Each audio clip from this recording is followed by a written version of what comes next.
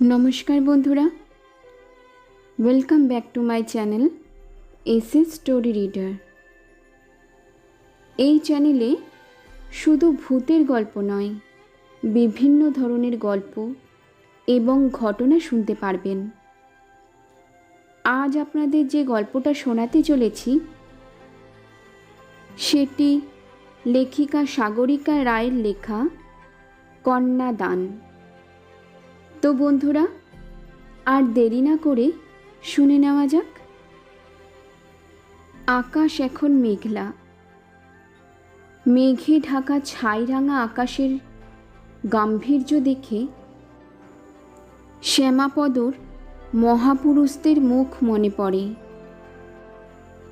আলের ওপর দিয়ে হেঁটে যেতে যেতে ফের আকাশ দেখে সে। ফসলের ক্ষেত সবুজ রং মেখে বসে আছে। কিছুটা হেঁটে মেটে রাস্তায় উঠে পড়ে শ্যামাপদ।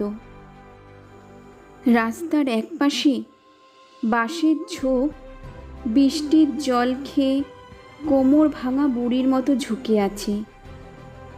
নয়ান জুলিতে পাটের পাতা পড়ে আছে। কচুরিপানার ফুল ফুটেছে, যেন ছোট্ট খুকি ভোমরা মুখী।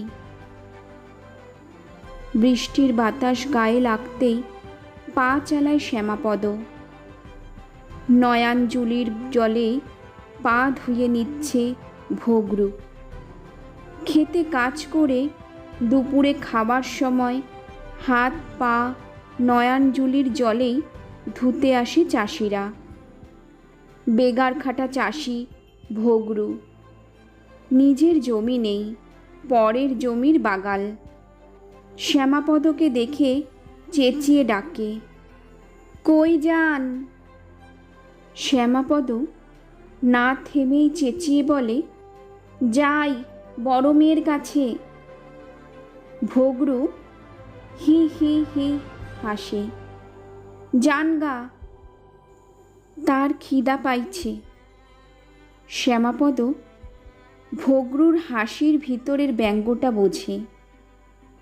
কোনো উত্তর দেয় না। হাতের কৌটোর দিকে একবার তাকিয়ে সে আরও জোরে পা চালায়। কে জানে দেরি দেখে মেয়ে মুখ গোমরা না করে। আজ বেশ দেরিই হলো। বর্ষার সময় কাজ না থাকলে পয়সার খরা চলে। ফের যদি কাজ শুরু হলো তো রোজই কাজ। শ্যামাপদ লোকের বাগান পরিষ্কারের কাজও করে। ঝড় বৃষ্টি হলেই পরের দিন কাজের চাপ বাড়ে। ভিজে ভিজে কাজ করতে হয় বলে রেনকোট কিনে দিয়েছে ছোট মেয়ে বুলবুলি। সস্তার জিনিসে জল ঢুকে যায়, তবু বেশ আরাম হয়। রাস্তার উল্টো দিকের জমিতে নেমে পড়ে শ্যামাপদ। রাস্তার দুপাশের ধানি জমির দিকে তাকিয়ে দেখে সে। একটা মানুষের কত জমি। পয়সার কথা মনে হলেই হাত পা কাঁপে শ্যামাপদর। ছোট মেয়ের বিয়ের কথা চলছে। মেয়ের বয়স 17। 30 বছরের পাত্র। মেয়ের মায়ের তাই মন খারাপ। বয়সের ফারাক থাকলে বর সারা দিন বকাঝকা করে। মিলমিশ হতে সময় লাগে। শ্যামাপদ টের পায় মেঘ জল ছিটিয়ে দিতে শুরু করেছে।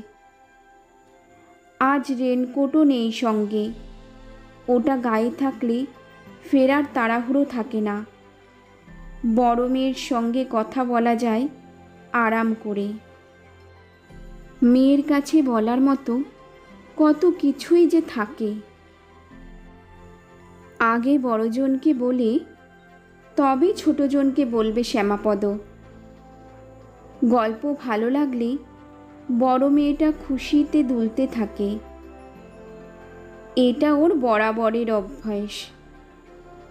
দুলুনি দেখে শ্যামাপদ বোঝে গল্প পছন্দ হয়েছে মেয়ের। তখন আস্তে আস্তে হাতে তালি দিয়ে শ্যামাপদ ছড়া বলে, দোল দোল দুলুনি, রাঙা মাথায় চিরুনি, বর আসবে এখনই, নিয়ে যাবে তক্ষুনি। ভাবতে ভাবতে ঠোঁটের কোণে হাসি টিকটিক করে ওর। আজ মঙ্গলদাস মণ্ডলের হাতি পোষার গল্পটা বলবে বাদামণিকে। মঙ্গলদাসের বাড়িতে একটা হাতি ছিল। সে জোরদার ছিল। এখন সেসব নেই, কিন্তু পয়সা আছে, সম্মানও। কত টাকা তার। এই যে জমির ওপর দিয়ে হেঁটে যাচ্ছে শ্যামাপদ, এইসব জমি মঙ্গল দাসের। তার হাতি সেজে গুজে এসে রথের মেলার সময় রথ টানত। বিরাট মোটা দড়ি ধরে এগিয়ে যেত মঙ্গল দাসের হাতি। পিছনে হাজার গণ্ডা লোক দড়ি ধরে জয় জগন্নাথ জয় জগন্নাথ বলতে বলতে যেত। আর ঘর ঘর শব্দে রথ এগিয়ে যেত। কি শান্ত প্রাণী! এত লোক চেঁচাচ্ছে, কিন্তু সে বিরক্ত হয় না। পিছনে সাইকেলের আওয়াজ পেয়ে ঘাড় ঘুরিয়ে দেখে শ্যামাপদ। কেউ একজন জমির ভিতরের পায়ে চলা পথ দিয়ে সাইকেল চালিয়ে আসছে। চিনে ফেলে শ্যামাপদ। এ হলো রোহিণী হালদারের ভাই তারাপদ। শ্যামাপদ একটু বিব্রত হলো। কিছু মানুষের কাজই হলো খাই দাই কাশি বাজাই। তারাপদ রোহিণীর মুদি দোকানের দেখাশোনা করে। মানুষকে খুব নাজেহাল করে তারাপদ। টিটকিরি দেয়, রং তামাশা করে।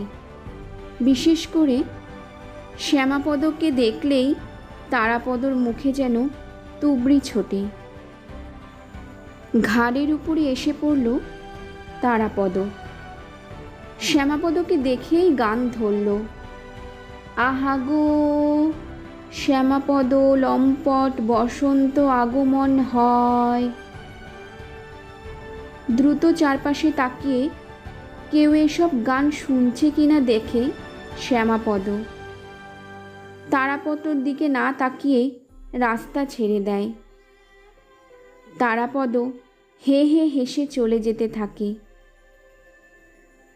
পিছন ফিরে, ও লম্পট যাও কই বললেও জবাব দেয় না শ্যামাপদ।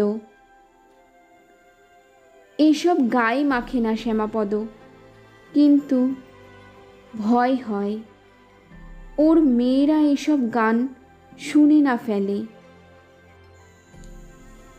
এক আকাশ মেঘের নিচে হেঁটে যেতে যেতে হঠাৎ শ্যামাপদর ভারী আমোদ হয়। যেন মাটিতে নয়, সে হেঁটে যাচ্ছে মেঘের উপর দিয়ে। সেবার যেমন গিয়েছিল, বাদামণির কাছে দাঁড়িয়ে গল্প করে যেত ডুয়ার্সের চিতাবাঘের। অমনি আকাশ জুড়ে মেঘ নেমে এলো সেই গল্প শুনতে। টুসটাস জলের ফোঁটা পড়তে শুরু করেছে।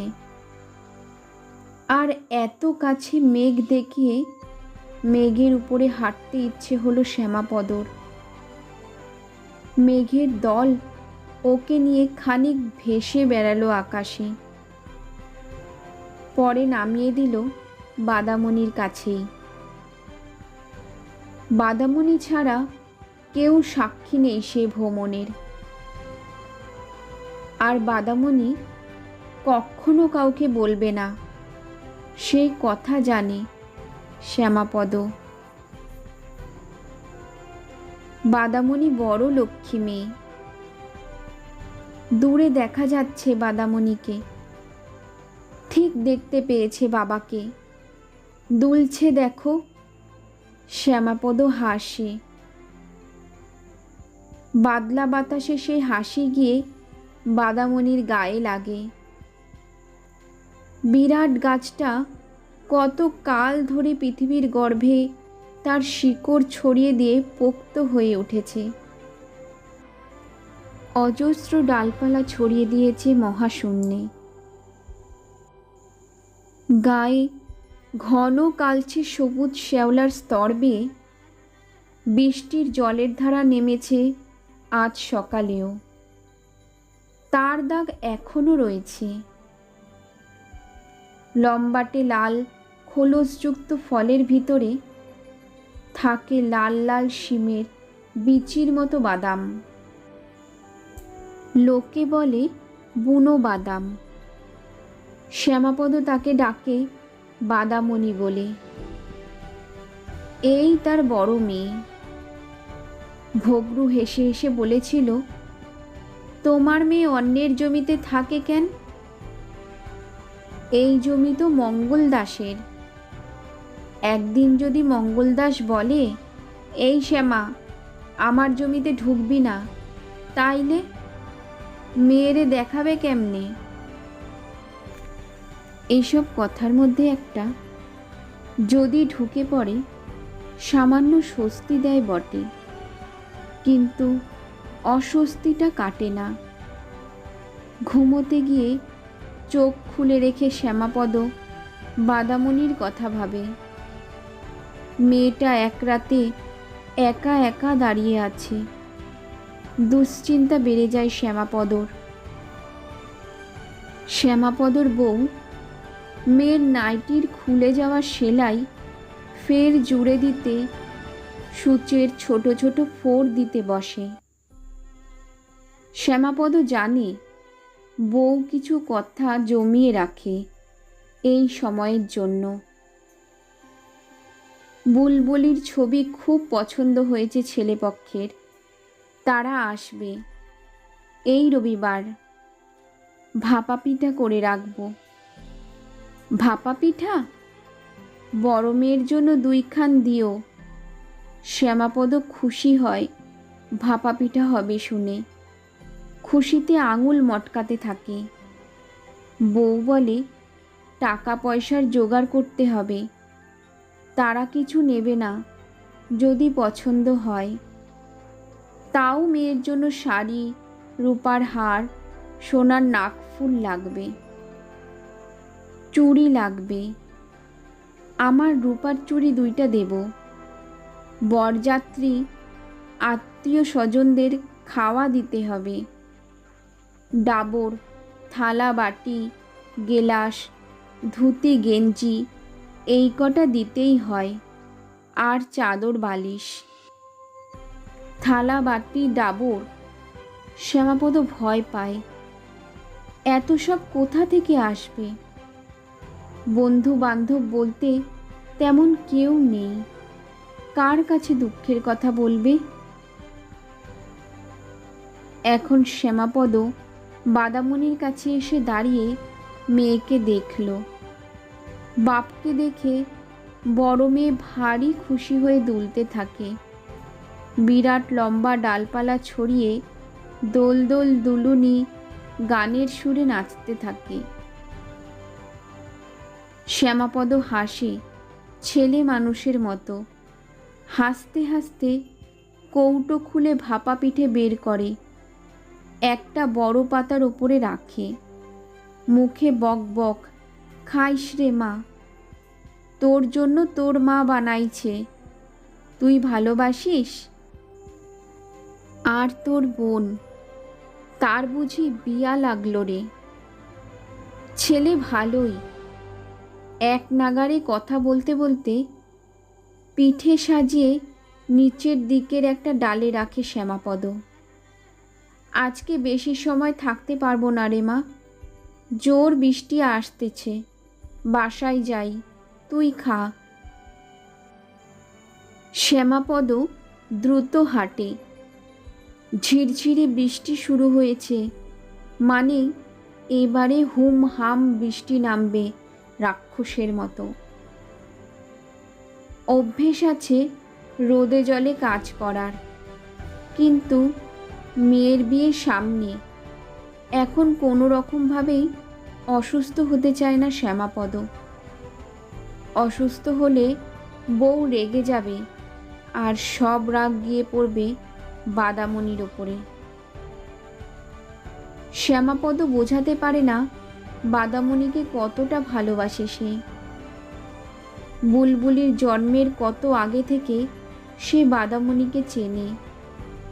ঝড় বৃষ্টির সময় বাদামণির কাছে আশ্রয় নিয়েছে। সে কি আজকের কথা? তখন ওর বউ কোথায়? সে কবে থেকে বাদামণির সঙ্গে শ্যামাপদর সম্পর্ক? শ্যামাপদ বা বাদামণিরই কি সেই তারিখ মনে আছে? বাপ মেয়ের সম্পর্কের কি কোনো তারিখ হয়? শ্যামাপদ আলের উপর দাঁড়িয়ে চারপাশ দেখে। এই দেখো, আজ মঙ্গলদাসের হাতের গল্পটা করা হলো না বাদামণিকে। বৃষ্টির থেকেও বউয়ের গোমরা মুখের কথা ভেবে জোরে পা চালায় শ্যামাপদ। ভোগরু একটা কালো ছাতা জুটিয়েছে কোথা থেকে। ডাটি ভাঙা ছাতাটা নিয়ে বাঁ দিকের জমির ভিতর থেকে ভূতের মতো আচমকা উঠে এলো। বাসায় ফিরবে এখন? শ্যামাপদকে দেখে ভোগরু বলল, খাওন দিলাম মেয়েরে। শ্যামাপদ ঘাড় হেলিয়ে দেয় সম্মতি বোঝাতে। কি আনছিলা? ভাপা পিঠা। ভাপা পিঠের নামে ভোগরুর চোখ চকচক। ইস, কতদিন পিঠা খাই না। শ্যামাপদ বলল, চল ঘরে, খাবা। বুলবুলিকে দেখতে আসতেছে, তাই পিঠা। বিয়ের আভাসে ভোগরু খুশি হলো। কবে হবে বিয়া? শ্যামাপদর মনে হলো ভোগরু ওর খানিকটা বন্ধু যেন। মেয়ের বিয়ের নানা সমস্যার কথা ভোগরুকে বলা যায়, তাই সে বলে, বিয়া তো হবে। টাকা নাই, কি করব? ভোগরু বুদ্ধি দেয়, টাকা নাই তো মঙ্গলদাসের কাছে যাও না কেন? বেগার খাটিয়া টাকা শোধ দেবা। শ্যামাপদ আশ্চর্য হয়। আজ কি ভোগরু এই বুদ্ধি দেওয়ার জন্যই জমিতে অপেক্ষা করেছিল, নাকি বাদামণি ভোগরুকে পাঠালো শ্যামাপদকে বুদ্ধি দিতে? এসব আশ্চর্য ব্যাপার মাঝে মাঝে আবেগ বিহ্বল করে শ্যামাপদকে। বিশ্বাস হয় বাদামণি বাপের সমস্যা দূর করতে চেয়েছে। বড় মেয়ে কি সাধে বলে শ্যামাপদ? পাকা বাড়ির সামনে খোলা উঠোন, সেখানে কাঠের বড় চেয়ারে গদি সাঁটা। মঙ্গলদাস মণ্ডল বসে আছে চেয়ারে।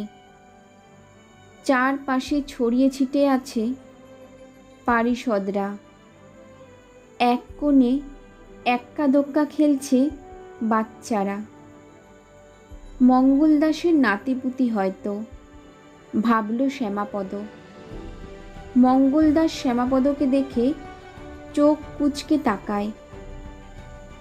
বয়স কম হয়নি মঙ্গলদাসের। পার্টির নেতা হয়ে জমি জিরেত রক্ষা করছেও। তাই ছয় ছেলের সকলেই পার্টির পাশাপাশি নানা বিজনেস করে। মঙ্গলদাস ওকে চিনতে পেরেছে। শ্যামাপদ না? খবর কি? শ্যামাপদ খবর বলার আগে মাটিতে শুয়ে প্রণাম করে নিল মঙ্গলদাসকে। বড় মানুষের সামনে এসে দাঁড়ালে কেমন কান্না আসে ভক্তিতে, প্রণামও আসে। প্রণাম সেরে উঠে সমস্যাটা বলে শ্যামাপদ। কিছু টাকা চাই, মেয়ের বিয়ে, বেগার কেটে টাকা শোধ করে দেব। বেগার খাটবি? মঙ্গলদাস বড় বড় দাঁতের আসর সাজিয়ে ফেলল। কত দিনে টাকা শোধ করবি? কত টাকা চাই? শ্যামাপদ ঠিক জানে না কত টাকা চাই, তবে ঘটি, বাটি, ডাবর থালা ইত্যাদি। মঙ্গলদাস নিজেই বলে 5,000 টাকায় হবে। আচ্ছা, ডবল কইরা দি। আইজ থেকা শ্যামাপদ হইল আমার বাগাল। ভগ্রুর সঙ্গে কামে লাগবি? তোর কাজের একটা পাকা ব্যবস্থাও হইল কি না? শ্যামাপদ জানে না স্বাধীনতার মানে। একটা পাকাপাকি বাগাল হওয়ার আনন্দে উদ্বেল হয়ে ওঠেও। আজ থেকে কাজ শুরু। শোন শ্যামাপদ, আজ প্রথম দিন। তোর কাজ হইল ঢেড়া পিটায় পিটায় এলাকা ঘুরে ঘুরে চেঁচাবি। বিকাল পর্যন্ত তোর কাজ।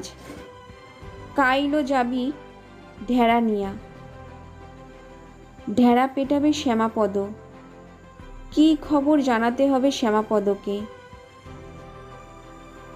আমার জমিতে যে বুনো বাদাম গাছটা আছে সেইটা বিক্রি হবে। কেউ কিনতে চায় কি না সেইটা জানার জন্য ঢেড়া পিটাবি। বলবি কিনতে চাইলে সরাসরি মঙ্গলদাস মণ্ডলের সাথে দেখা করতে হবে। বাদাম গাছ? আর্তনাদ করে ওঠে শ্যামাপদ। হ্যাঁ, জমির অনেকটা দখল করে আছে ওটা। বুলবুলি নাকি বাদামণি? কাকে বাঁচাবে শ্যামাপদ?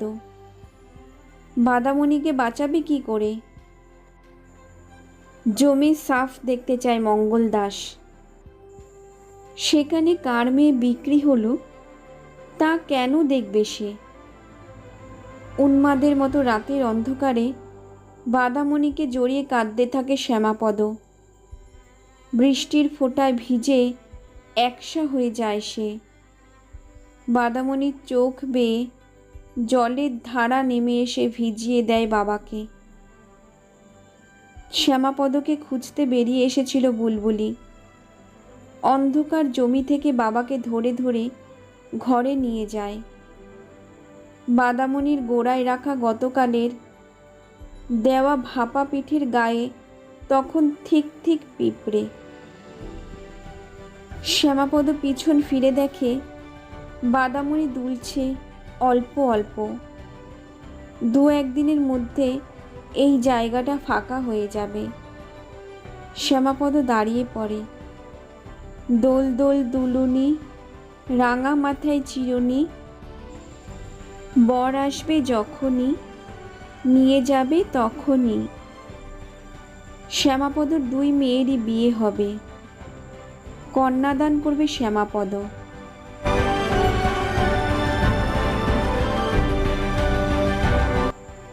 বন্ধুরা, একজন বাবার বেদনাদায়ক এই গল্পটি শুনে তোমাদের কি মনে হলো তা একটি কমেন্টের মাধ্যমে অবশ্যই জানিও। ধন্যবাদ।